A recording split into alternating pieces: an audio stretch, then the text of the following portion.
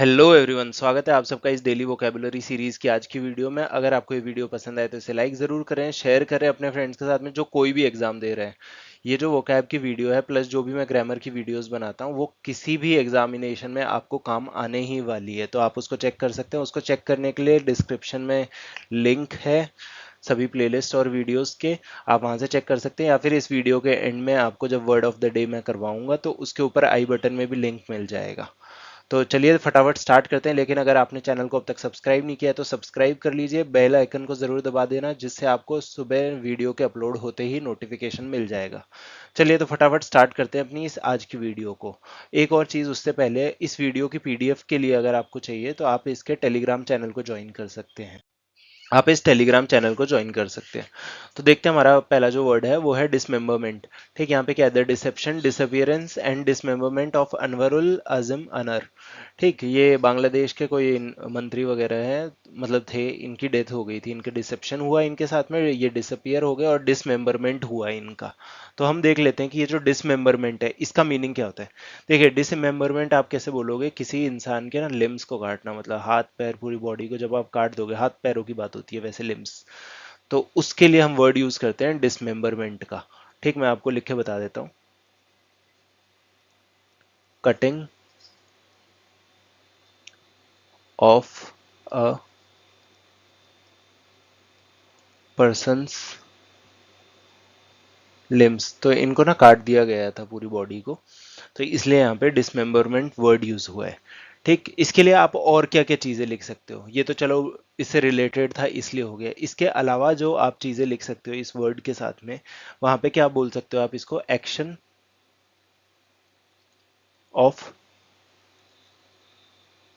Partitioning, है ना, जैसे इंडिया का पार्टीशन हुआ था ना, वैसे ही उसको भी आप डिसमेंबरमेंट बोल सकते हो।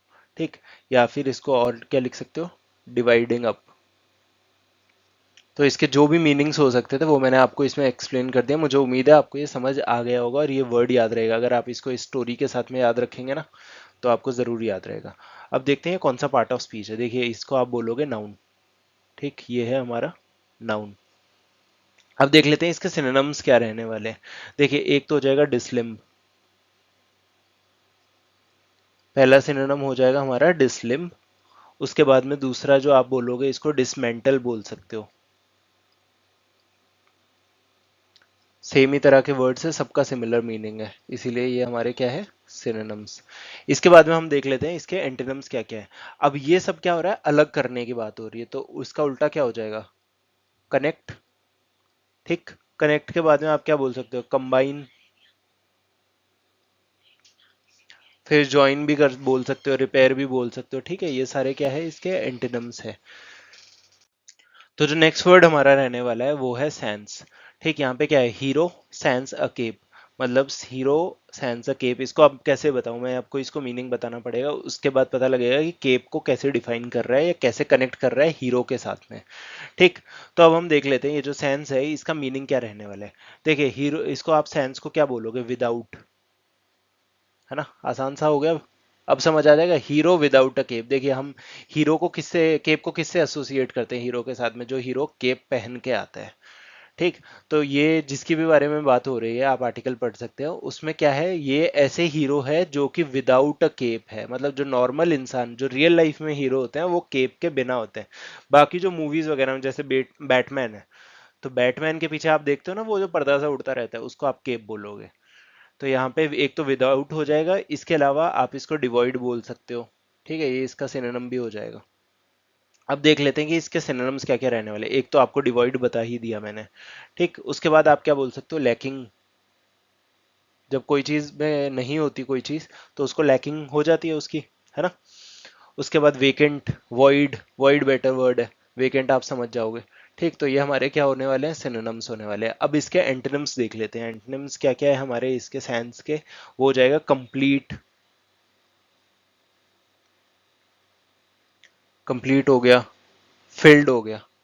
ठीक है, ये हमारे क्या रहने वाले हैं, एंटोनिम्स रहने वाले हैं किसके, सेंस के। अब इसका हम देखेंगे पार्ट ऑफ स्पीच।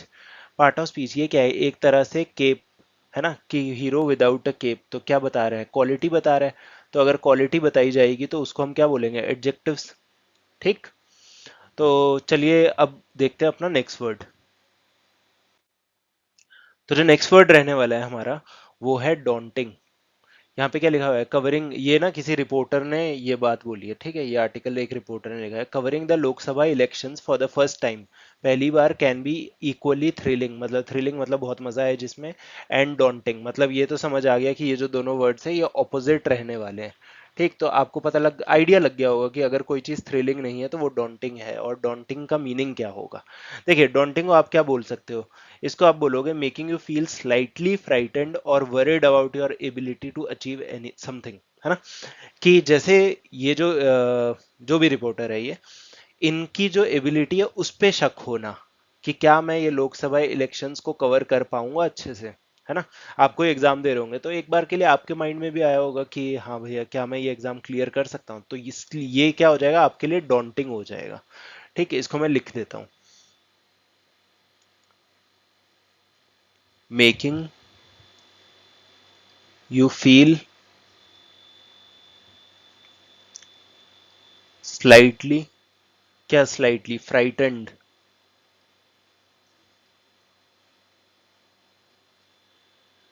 ठीक है, फ्राइटेंड की स्पेलिंग ठीक है, ठीक, फ्राइटेंड हो गया, और वरिड, या फिर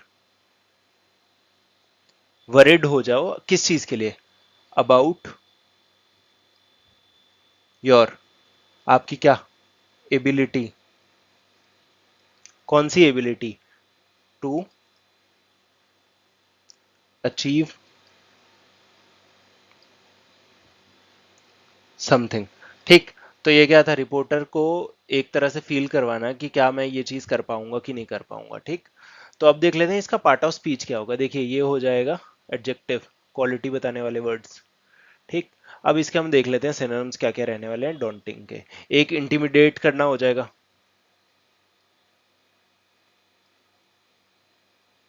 ठीक, इंटिमिडेटिंग हो गया। उसके बाद दूसरा हमारा क्या होगा इसका, वो हो जाएगा फ्राइटनिंग, वो तो यहाँ पे लिखा हुआ है।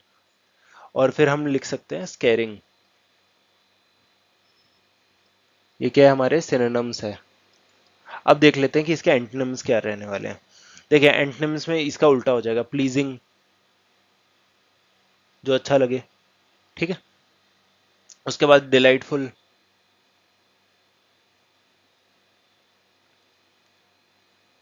ये ई है। ठीक, तो ये हमारे एंटोनिम्स रहने वाले। तो मुझे उम्मीद है आपको ये वर्ड्स अच्छे से समझ आ रहे होंगे। अगर नहीं आ रहे हैं या कुछ भी आप सजेशंस देना चाहो तो आप कमेंट बॉक्स में बता सकते हैं। तो जो नेक्स्ट वर्ड है हमारा वो है एक्रीमोनियस। ठीक, यहाँ पे क्या है, curtains came down on Thursday on the high octane campaign for Lok Sabha election which saw political parties try and weave narratives. देखिए क्या हो रहा है कि जो कैंपेनिंग है ना इलेक्शन की वो खत्म हो चुकी है। अब कोई चीज खत्म होती है ना तो उसके लिए कर्टेन्स केम डाउन की बात होती है। ठीक, ये ना एक तरह से फ्रेज है, इसको आप ध्यान में रखना।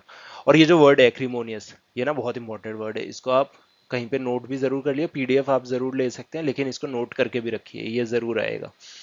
ठीक, और इसमें क्या हुआ, पॉलिटिकल पार्टीज ने क्या किया, ट्राई एंड वीव, मतलब इन्होंने नरेटिव्स बनाने की कोशिश की अलग अलग पार्टीज के बारे में जो कि एक्रीमोनियस थी काफी बार।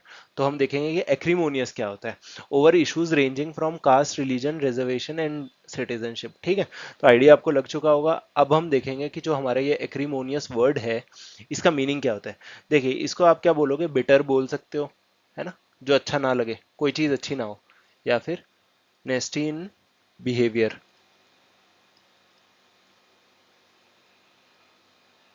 ठीक, तो ये चीज जो इन्होंने नरेटिव्स बनाने की कोशिश की वो बहुत ही खराब थे, ठीक है, अच्छे नहीं थे। पॉजिटिव वर्ड ये बिल्कुल भी नहीं है, तो ये कौन सा हो जाएगा, नेगेटिव वर्ड हो जाएगा। अब देख लेते हैं ये कौन सा पार्ट ऑफ स्पीच में आएगा। ठीक, ये भी किसके बारे में, नरेटिव्स के बारे में बता रहा है ना, इसकी क्वालिटी बता रहा है, तो क्वालिटी बताने वाले वर्ड्स कौन से होते हैं, एडजेक्टिव्स होते हैं। ठीक, तो अब मुझे लगता है कि आपको थोड़ा थोड़ा समझ आने लग गया होगा कि ये पार्ट्स ऑफ स्पीच को हम जज कैसे कर सकते हैं। पता तो सबको होता है लेकिन जज करना थोड़ा सा मुश्किल हो जाता है। ठीक, तो अब इसके सिनोनिम्स में आप क्या क्या बोल सकते हो। एक तो सरकास्टिक हो जाएगा, ये थोड़ा सा अलग है इससे सेंस में, बट बहुत ज्यादा फर्क नहीं है क्योंकि हर चीज एक तरह से टॉन्टिंग ही हो गया, है ना। तो आप किसी चीज के लिए पॉजिटिव नहीं है तो वो आपके लिए एक्रोमोनियस या उसका सिनोनिम हो जाएगा। ठीक, सरकास्टिक हो गया। उसके बाद में स्पाइटफुल बोल सकते हो, ठीक, ये दोनों हमारे क्या है, सिनोनिम्स रहने वाले हैं किसके, एक्रीमोनियस के। इसके अलावा कौन से, एक कटिंग हो जाएगा, एंग्री ये भी हो जाएगा, है ना। ठीक है, बट इंपॉर्टेंट जो आपको समझना हो वो ये वाले हैं, बाकी तो आप कॉम्प्रिहेंड कर सकते हो। अब इसके जो एंटोनिम्स है वो उनमें आ जाएगा, एक तो काइंडली, एकदम इसका उल्टा हो जाएगा। ठीक, काइंडली के बाद प्लेजेंट हो जाएगा, जो मैंने पहले लिखा था। ठीक, लेकिन और लिख देता हूँ, हेल्पफुल। तो ऐसे कोई भी वर्ड जो है वो एक्रीमोनियस के एंटोनिम्स हो जाएंगे। आपसे कभी भी पूछा जाए आप इसको बता सकते हैं। अब जो हमारा लास्ट वर्ड रहने वाला है वो है वर्ड ऑफ द डे, अटायर्ड। काफी इजी वर्ड है, आप सब में से मतलब मान के चलिए कि काफी लोगों को पता होगा, जिनको नहीं पता उनको आज पता लग जाएगा। इसको आप कैसे बोल सकते हैं, ड्रेस्ड और क्लोथ। ठीक है, हम सब बोलते हैं ना कि इसका अटायर ऐसा है, ये इस जगह का ऐसा अटायर है, किसी जो रीजनल अटायर्स होते हैं ना, जो रीजनल ड्रेसेस होती हैं, तो उनकी बात हो रही है। ठीक है, तो काफ़ी आसान है, स्पेशली क्या है, ये फाइन गारमेंट्स की बात है। इसको और आप क्या बोल सकते हैं, to be dressed in specific kind of clothing, है ना, कि जैसे अब पंजाब में अगर भांगड़ा हो रहा है तो उसके लिए एक अलग तरीके की क्लोथिंग होती है, तो वो क्या है, भांगड़ा का अटायर है। ठीक, तो मुझे उम्मीद है आपको समझ आ गया होगा। इसके सिनोनिम्स क्या क्या है, यहाँ पे जो लिखा हुआ है वो है गार्ब्ड और रॉब्ड। ठीक है, इसके अलावा मैं आपको एक दो और बता देता हूँ। एक हो जाएगा आपका कवर्ड। ठीक, कवर्ड के बाद आप और इसको क्या बोल सकते हो, ड्रेस्ड बोल सकते हो, यहाँ पे जो लिखा हुआ है। तो ये हमारे इसके क्या हो जाएंगे, सिनोनिम्स हो जाएंगे। इसके बाद जो एंटोनिम्स है, एंटोनिम्स में आप क्या बोल सकते हो, एक तो एक्सपोज्ड, कवर्ड का उल्टा क्या हो जाएगा, एक्सपोज्ड। ठीक है, उसके बाद आप एक अच्छा वर्ड बताता हूँ, अनक्लैड। जो चीज़ कवर्ड नहीं होती उसके लिए हम ये यूज़ करते हैं। ठीक, ये हमारे एंटोनिम्स हो गए। अब इसका मैं पार्ट ऑफ स्पीच अगर आपको बताऊं, तो पार्ट ऑफ स्पीच जो अटायर है वो क्या है, वर्ब, तैयार होना, कवर होना। ठीक है, तो मुझे उम्मीद है आपको समझ आ गया होगा। मिलते हैं अब अपनी अगली वीडियो में।